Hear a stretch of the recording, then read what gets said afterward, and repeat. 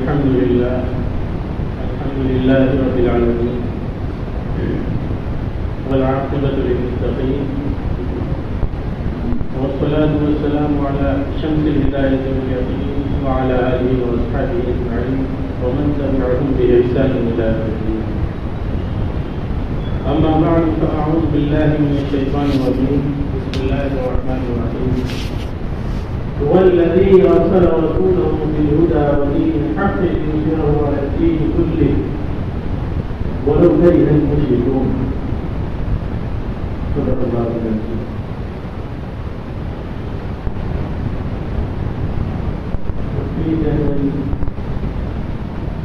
اس کی حقیقت کیا ہے؟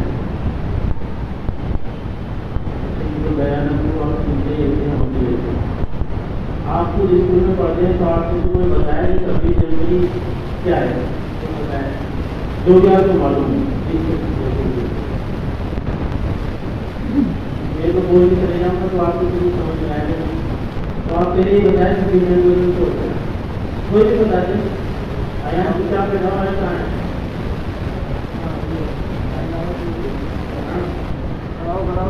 بھائی اسکول میں پڑھتے ہو نا، اطلاع کیا ہے؟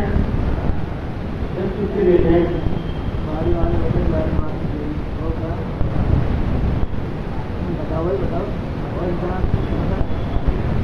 اتنا آپ کے اندر حوصلہ ہونا چاہیے کہ اگر 10-20 لوگ بھی سامنے بیٹھے ہیں اور پوچھا جائے تو آپ اس کا جواب دے سکیں، چاہے غلط ہی ہو. جواب دینا اس کا بھی حوصلہ ہونا چاہیے سب کے پیچھے بیٹھنا، چاہے غلط ہی ہو. اس طریقے سے منہ زبانہ یہ اس طریقے سے آپ کچھ بھی نہیں سیکھ پائیں گے. یہ آپ کو موقع ملا ہے مدرسے میں اسکول کی وہ ہو جائے، یہاں سے نکل کے آپ 26 جنوری ہر سال مناتے. کیوں مناتے؟ بس اس لیے کہ چھٹی ہوتی ہے وہ مدرسے والے بھی چھٹی دے دیتے ہیں اور لوگوں کی لوگ مزے کرو. یہی ہے 26 جنوری. باقی وہ 15 کی چھٹی آتی ہے.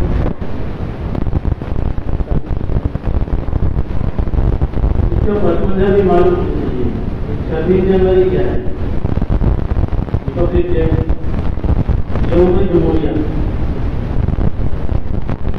اس دن ہمارے ملک کا آئین نافذ ہوا.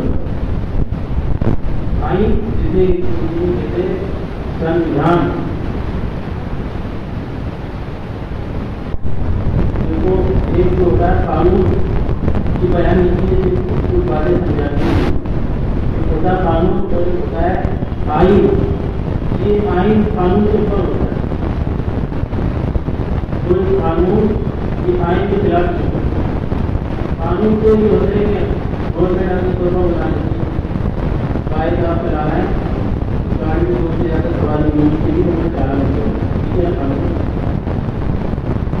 گاڑی کے ہیلمٹ پہننا ضروری ہے، میں سلام کیا جاتا ہے. اس طریقے سے بہت سے قانون ہوتا ہے. آئین، دستور، نظام. یہ مدرسے میں آپ دیکھتے ہیں تو مدرسے کا کوئی نظام ہے.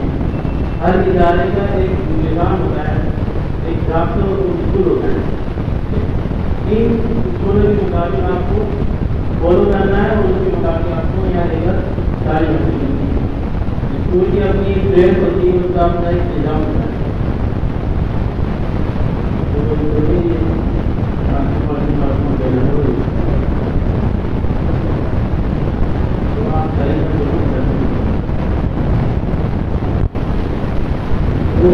ایک نظام ہوتا ہے نا چیز جو جانا ہے کہ ڈریس آپ کو ابھی جو یہاں پریکٹر کر کے آ جائے ان کو روانہ کرنے کے لیے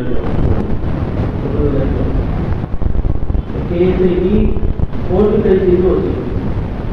تو ایک نظام ہوتا ہے، ایک دستور ہوتا ہے. وہ دستور اسے کہتے ہیں آئین. دنیا میں حکومت چلانے میں بہت سے نظام اور دستور ہوتے ہیں. ایک نظام تو وہ تھا جناب رسول اللہ صلی اللہ علیہ وسلم نے امت کے سامنے اور پوری دنیا کے سامنے نظام حکمرانی جو آپ نے ایک نمونہ پیش کیا کہ حکومت کا طرز ایسا ہونا چاہیے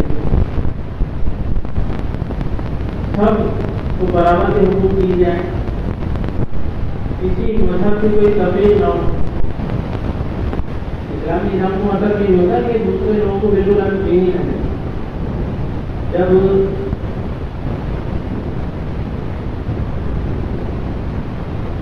مکہ فتح ہوا اور اللہ رب العزت نے اسلام کو غلبہ عطا فرمایا،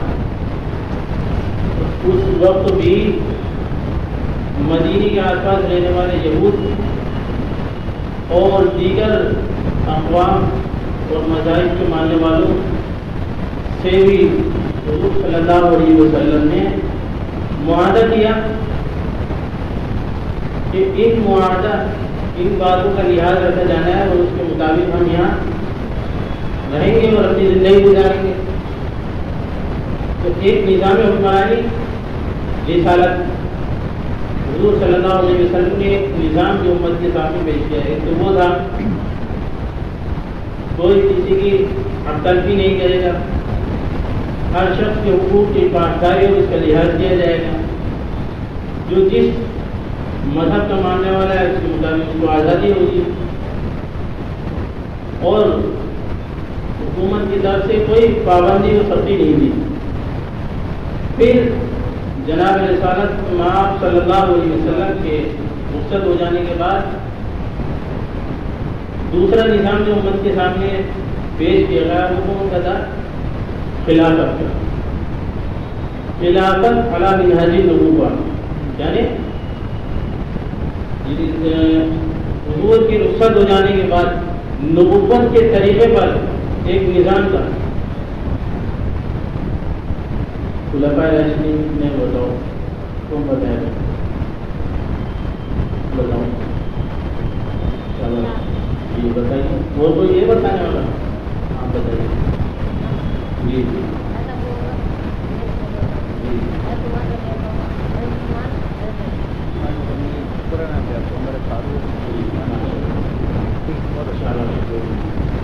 بچوں کو معلوم ہے، باقی کسی کو اور اگر معلوم بھی ہے تو بیٹے گونگے بنے بھائی گونگے مت بیٹھا تو سنا کرو بات کو، جمعے کو بیان نہیں کر رہا ہے اسے تبدیل کر کے چلے جانا، ایسے نہیں بات سنا کرو، سمجھا کرو بات کو، اپنی عقل کو کھولو اور شعور کو بیدار کرو، جو بات کہی جائے اس کو اپنے اندر اتارو۔ حضور کے بعد ایک نظام کون سا تھا؟ خلافت کا، اور خلافت بھی کیسی علی منہاج النبوہ، یعنی نبوت کے طریقے پر ایک خلافت۔ چار طریقہ کون کون سے بچے نے بھی نام لینا ہے۔ نمبر 1 حضرت ابوبکر صدیق رضی اللہ تعالیٰ عنہ، یہ حضور کے بعد پہلے خلیفہ ہوئے جنہوں نے نظام حکمرانی کو سنبھالا۔ آپ کے بعد دوسرے خلیفہ ہوئے حضرت عمر فاروق رضی اللہ تعالیٰ عنہ۔ ان کے بعد تیسرے خلیفہ ہوئے حضرت عثمان غنی رضی اللہ تعالیٰ عنہ، اور چوتھے خلیفہ تھے حضرت علی رضی اللہ تعالیٰ عنہ۔ یاد ہوئے نہیں؟ میں یہ یاد ہونی چاہیے، جو پوچھوں گا کسی سے بھی پوچھوں گا۔ تو یہ 4 خلیفہ ہوئے۔ پھر اس کے بعد دوسرا نظام آیا، نظام خلافت علی منہاج النبوہ کی رخصت پر نظام آیا، نظام ملوکیت، بادشاہت کا نظام۔ لیکن ہم سب اسلام کے ماننے والے، تو اسلام کے مطابق ہمیں معلوم ہونا چاہیے کہ طرز حکمرانی حضور کے دور سے اب تک کس طریقے سے چلتا رہا اور کیا ان میں تبدیلی آئی۔ یہ موٹی موٹی مختصر سی باتیں میں آپ کو بتا رہا ہوں۔ خلافت کے بعد جو نظام آیا وہ ملوکیت، بادشاہت کا نظام۔ حضرت امیر معاویہ رضی اللہ تعالیٰ عنہ کے دور سے یہ نظام شروع ہوا بادشاہت۔ اس کے بعد مختلف ادوار گزرے، مختلف حالات تاریخ میں گزرے۔ یہ جو نظام تھا ملوکیت کا، یہ بھی خلافت تھی لیکن اس طریقے پر نہیں تھی، لیکن بہرحال خلافت تھی۔ یہ دور تھا خلافت بنو امیہ کا۔ کیا تھا ایک دفعہ بولو، خلافت بنو امیہ۔ بنو امیہ کی خلافت گزری۔ اس کے بعد کون سا دور آتا ہے؟ خلافت بنو عباس. جی ان کا خلافت بنو عباس سینکڑوں سال ان کے گزرے ہیں. پھر دور آتا ہے خلافت عثمانیہ کی. بولیے 1923 پر خلافت عثمانیہ کا دور آیا.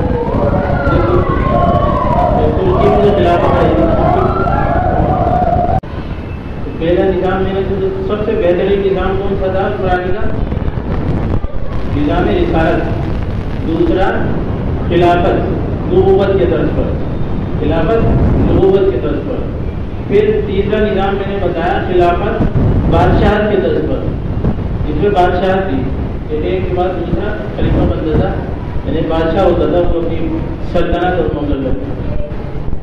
خلافت عثمانیہ جو 1923 تک ترکی میں قائم ہوئی، یہ ایک اسلامی نظام تھا. کسی حد تک ایک مسلم بادشاہ ہوتا تھا اور ساری دنیا کا ایک یہ سمجھیے کہ ایک سینٹر اور ایک مرکز تھا. پھر سازش کے تحت اس خلافت کو ختم کر دیا گیا تاکہ اسلامی طاقت کمزور پڑ جائے اور کہیں بھی اسلامی نظام کا کوئی ذرہ برابر نام نشان باقی نہ رہے. دنیا میں یہ تو اس وقت مسلم حکومتیں تو ہیں، لیکن یاد رکھیے اسلامی حکومت نہیں ہے.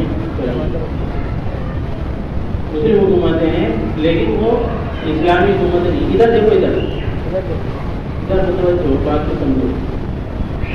پھر جب یہ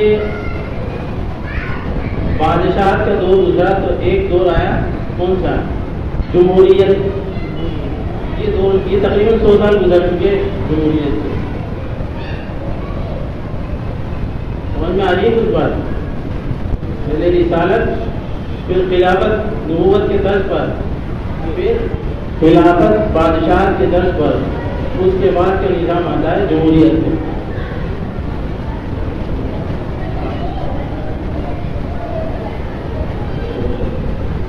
اس کو اس ترتیب کو آپ ذہن میں رکھیے. میں بار بار اس لیے ریپیٹ کر رہا ہوں تاکہ آپ کچھ سمجھ سکیں بات کو. سمجھ رہے ہیں نا بات کو؟ تو جمہوریت کا دور آیا تقریباً 16 سال پہلے. جمہوریت کیا ہوتی ہے اس کو سمجھو. جمہوریت جو اردو میں بولا جاتا ہے، یہ لفظ عربی سے آیا ہے. جمہور اس کے معنی ہوتے ہیں اکثریت کے. 26 جنوری کو یوم جمہوریہ مناتے ہیں، یوم جمہوریہ. تو جمہور کے معنی ہوتے ہیں اکثریت کے. کیونکہ ہندوستان میں جو دستور نافذ کیا گیا وہ کسی ایک مذہب کو بنیاد بنا کر دستور نافذ نہیں کیا گیا. یعنی ایسا نہیں ہے کہ صرف اسلامی نظام کو نافذ کر دیا گیا. دوسرے قومیں بھی یہاں پر ہندو بھی رہتے ہیں، سکھ بھی رہتے ہیں، نصرانی ہیں، عیسائی ہیں، اور بھی دیگر اقوام بھی رہتی ہیں. تو یہ تو ہر قوم یہ کہے گی کہ ہمارے مذہب کے مطابق ایک نظام نافذ کیا جائے. ایک متحدہ طور پر ایک نظام بنایا گیا سب نے مل جل کر. وہ کیا تھا؟ ہندوستانی دستور، جس میں سارے مذہب اور ملت اور ساری قوموں کی رعایت کی گئی کہ سب لوگ مل کر یہاں رہیں گے اور سب کے مطابق ایک دستور بنایا گیا. اسے کہتے ہیں جمہوریت. جمہوریت میں کیا ہوتا ہے؟ ووٹنگ ہوتی ہے. ووٹنگ کے ذریعے سے اپنا حکمران منتخب کیا جاتا ہے. ایک تو ہوتی ہے بادشاہ کہ بادشاہ ہے، بادشاہ مل گیا تو اس کا بیٹا بادشاہ ہو جائے. سعودی عرب میں ہے نا، شاہ مان بھائی تو اس کا بیٹا تیار بیٹا.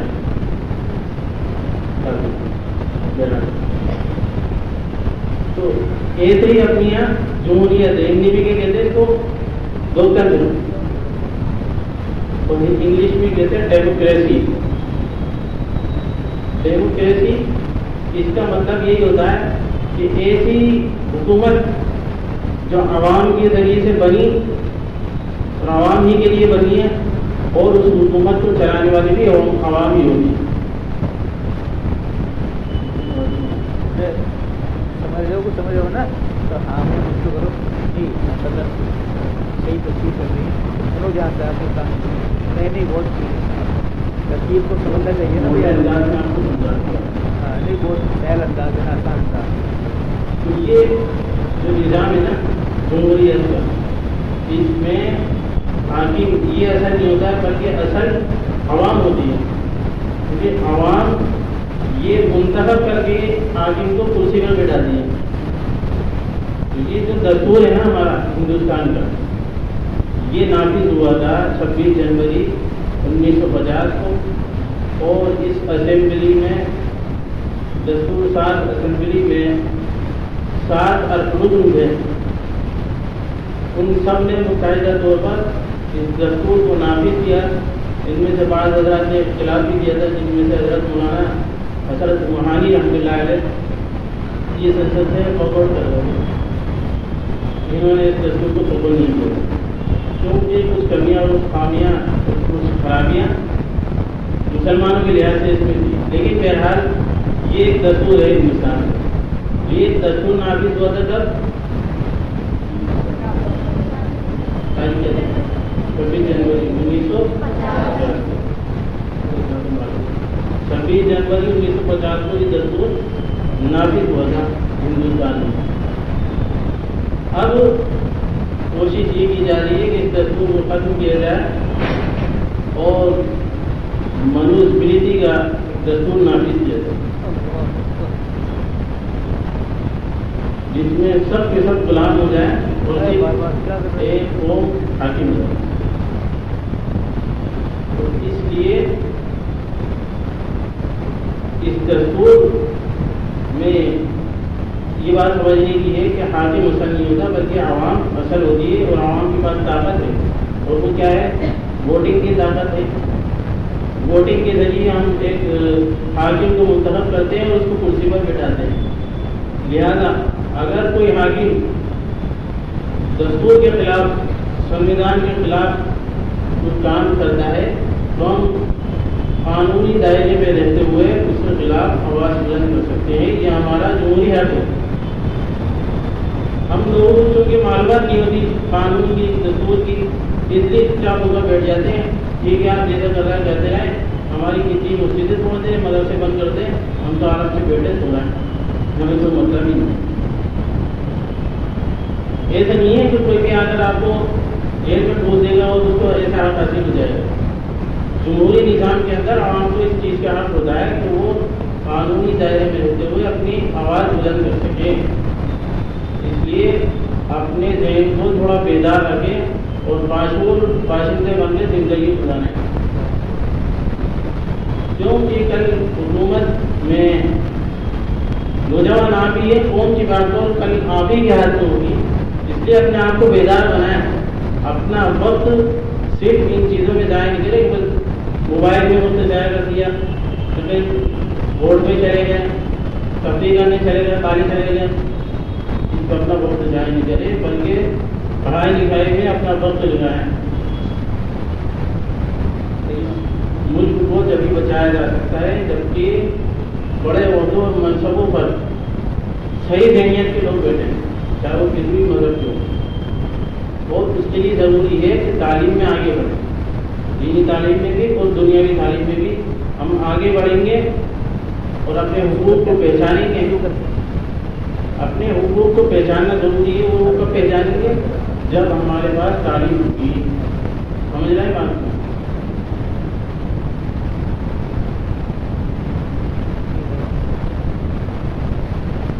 اپنا وقت یہ ضائع نہیں کرے. یہ جو آپ کی عمر ہے نا وہ تو بات ہوتی ہے. اس عمر میں آئندہ کے لیے آپ اپنا ایک ٹارگیٹ طے کریں کہ مجھے یہ بننا ہے, اور اس چیز کو آپ حاصل کر سکتے ہیں ابھی سے. اور عمر گزر جانے کے بعد آپ اگر چاہیں گے تو بھی وہ چیز حاصل نہیں کر سکتے. ابھی آپ کے پاس فرصت ہے, فراغت ہے, کوئی بوجھ آپ کے سر پر نہیں ہے. آپ دینی تعلیم کے اعتبار سے آگے پیش رفت کرنا چاہیں تو آپ کو مشورہ دینے والے بھی ہیں, گائیڈنس کرنے والے بھی ہیں, رہنمائی دینے والے بھی ہیں. تو اس لحاظ سے بھی آپ آگے بڑھ سکتے ہیں اور دنیاوی لحاظ سے بھی آگے بڑھ سکتے ہیں. لیکن اپنے اندر ایک شعور بیدار کریں, جذبہ بیدار کریں. پاگلوں کی طرح نہیں رہے, بالکل مضبوطی. लोग बैठे हैं तो बैठे हैं, तो भाई अपने अंदर थोड़ा समझ होनी चाहिए। आइंदा के लिए हम क्या करना चाहते हैं, उसके लिए प्लानिंग होनी चाहिए, मंसूबा होना चाहिए। जो कौमें आगे तरक्की करती है ना, कौमें तरक्की करती है ना, आगे बढ़ती है, उनके पास अपना एक शुरू से ही एक निज़ाम होता है और एक पाबंदी होती है और एक मकसद होता है, और उस मकसद को हासिल करने के लिए तरीक़ाकार होता है। आप उस चीज़ को अपने ज़हन में बैठाएं कि हमें आगे क्या करना है और क्या बनना है, और उस लिहाज से आप कोशिशें भी करें। अल्लाह पाक जो बात चाहिए थी उसमें 10% ही समझाते हैं, वो आप लोग